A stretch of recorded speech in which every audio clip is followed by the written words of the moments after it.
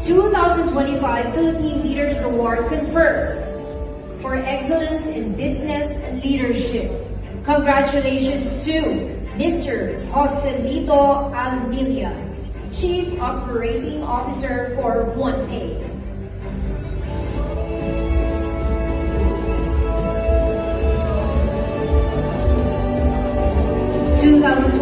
Philippine Leaders Award confers for excellence in business and leadership.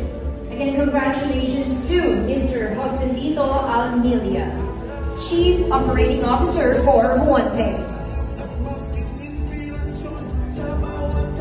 And also, 2025 Saludo Excellence Award confers for National Outstanding Innovation in Financial Technology.